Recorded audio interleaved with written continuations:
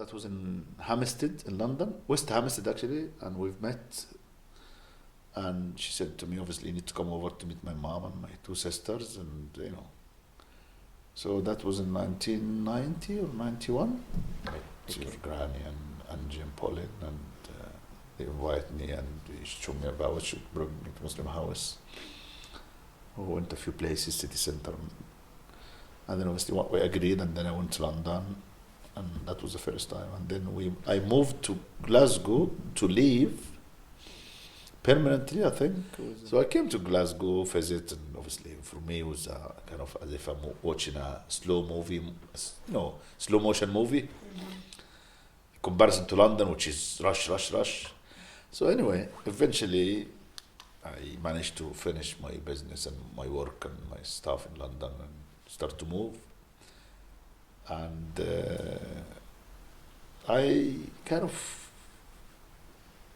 it was a strange move for me, but eventually I get used to it and I like it. I like the atmosphere, it's more community. I used to live in a high-rise flat. Mama was upstairs.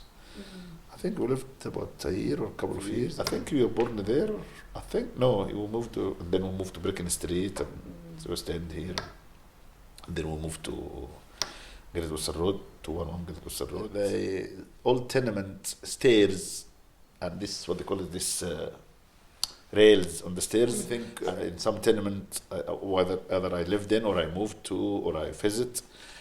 This is only, I never saw anything like this in London anyway. Maybe it exists, but it reminded me of some building in Egypt. Yeah.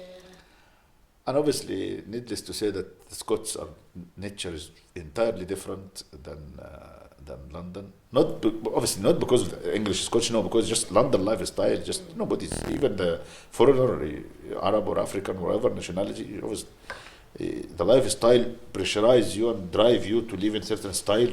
Work, come home, eat, drink, and then weekend, laundry, shopping, some cooking, and circle is going on. Expensive, you need to pay your costume. Obviously, I was trying to study English, which is when I studied in Langsat College. And I remember one thing I can clearly remember. Once I asked the bus driver about certain direction, the entire bus answer reply. And all the lady, oh son, I'll show you when it comes, and all the man, oh, where are you going? I'll show. Whereas in London, if you speak to someone or this, they wouldn't even answer. They just look at you. She said, no time. But I remember once, I think it was in Victoria Road. I happened to approach the driver. By the way, I wanted to. Obviously, the driver, I said, okay, son, okay, Paul, will let you know. But the whole bus was, okay, we're going there. I'll show you. I'm going that way. I will come off with you and just show you the warmness and different nature of the Scots. And now I'm so used to Glasgow and Scotland to the extent that I can't bear London, and I cannot adapt with Egypt either because the changes happened so dramatically. The big gap. I mean, and now I'm 57. I came here when I was 24 into Britain, so it is beginning of 86. No, in Bahari, like Governor in Alexandria, original, tradition, old part of Alexandria. Near the eastern coast, الميناء الشرقي, الميناء الشرقية, Sikh Scout Club and Howard Farouk. Do you remember these things? Anyway, so it was nice. It was a bit tough, but it was nice. My dad was a bit concerned about me but I was so attached to the street and the area and these guys, and a few bad experiences happened, and my dad didn't like it, and he wasn't very happy with me being involved heavily with the boys in the street, and teenage, 16, 17, 18, 19, 20, and then in the middle of that, National Service, which is 2 years and a few months, 1986. I was 24, wearing tie and suit, and have this Egyptian famous at that time perfume called One Man Show, and my Ashraf met me in Heathrow. Obviously, asked me a few questions at how long you're gonna stay, and I said I'm gonna just short visit and all that, and then they give me 1 month's visa. Nice teacher. The first funny thing is that she noticed that my teacher, she noticed I wrote my name Shady. I didn't have my dictionary then.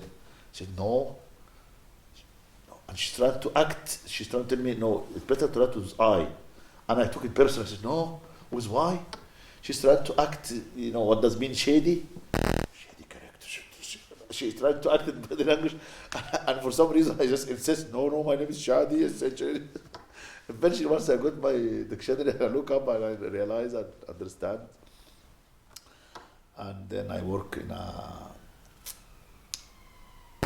Arabic Egyptian restaurant in Edgware Road, near Oxford Street, just the very end of Edgware Road from Oxford Street side, called Al Medina Restaurant.